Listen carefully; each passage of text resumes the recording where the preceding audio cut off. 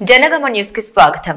చేర్యాలను revenue division గా ఏర్పాటు చేయాలని డిమాండ్ చేశారు సిపిఎం సిద్దిపేట జిల్లా కార్యదర్శి ఆముదల మల్లారెడ్డి. ముఖ్యమంత్రి రేవంత్ రెడ్డి ఎన్నికల ముందు ఇచ్చిన హామీ మేరకు రెవెన్యూ డివిజన్ ఏర్పాటు చేయాలని విజ్ఞప్తి చేశారు. ఈ సందర్భంగా సిద్దిపేట జిల్లా చేర్యాల అంబేద్కర్ చౌరస్తా వద్ద నిరసన తెలిపిన అనంతరం మీడియాతో మాట్లాడారు. ముఖ్యమంత్రి రేవంత్ రెడ్డి ప్రభుత్వం అధికారంలోకి వచ్చి సంవత్సర కాలం గడుస్తున్నా ఇంతవరకు చేర్యాల రెవెన్యూ డివిజన్ అంశం ఊసే ఎత్తడం లేదని ఆవేదన వ్యక్తం చేశారు.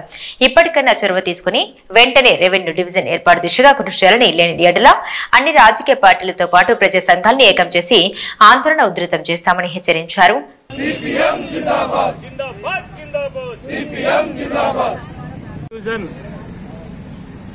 సాధన కోసం చేర్యాల రెవెన్యూ డివిజన్ వెంటనే ప్రకటించాలని కోరుతూ సిపిఎం పార్టీ ఆధ్వర్యంలో ఈరోజు అంబేద్కర్ సెంటర్లో నిరసన కార్యక్రమం చేపడుతున్నాం.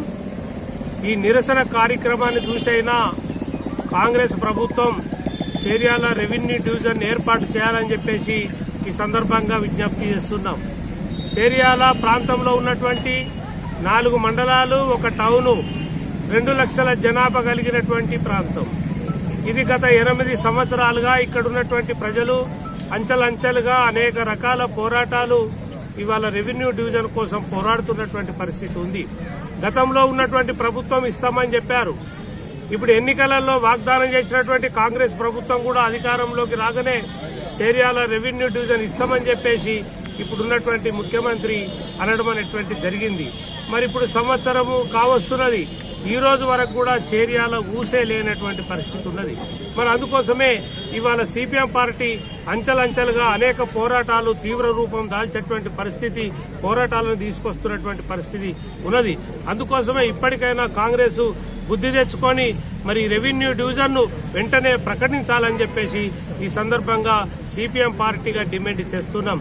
అట్లనే ఈ చేర్యాల ఏదైతే మాట ఇచ్చినవో, జనగామలో మాట ఇచ్చినవో, చేర్యాల మాట ఇచ్చినవో, చేర్యాల రెవెన్యూ డివిజన్ నేను ముఖ్యమంత్రి కాగానే ప్రకటిస్తానని చెప్పినవో అది తప్పకుండా చేర్యాల ప్రజల ప్రాంత కోరిక మేరకు ఇవాళ ప్రకటించాల్సినటువంటి అవసరం ఉందని చెప్పేసి కాంగ్రెస్ ప్రభుత్వానికి మేము విజ్ఞప్తి చేస్తున్నాం.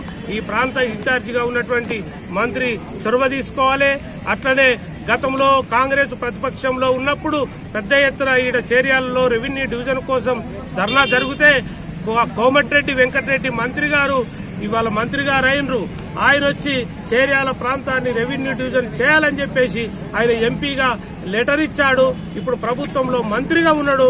ఆయన పట్టించుకొని ఇది చేర్యాల రెవెన్యూ డివిజన్ వెంటనే ప్రకటించాలని చెప్పేసి ఈ సందర్భంగా సిపిఎం పార్టీగా డిమాండ్ చేస్తున్నాం. లేకపోతే రేపు రాబోయే కాలంలో ఈ ప్రాంతంలో ఉన్నటువంటి ప్రతిపక్ష పార్టీలను అన్నింటినీ కూడా కలుపుకొని అట్లానే మాలమానాడు, ఎంఆర్పీఎస్, విద్యార్థి సంఘాలు, రాజకీయ పార్టీలను కాంగ్రెస్ తప్ప మిగతా పార్టీలన్నింటినీ కూడా ఐక్యం చేసి ఈ ప్రాంతంలో రెవెన్యూ డివిజన్ కోసం ఒక బలమైనటువంటి పోరాటాన్ని తీసుకొస్తామని చెప్పేసి ఈ సందర్భంగా సిపిఎం పార్టీగా తెలియజేస్తున్నాం.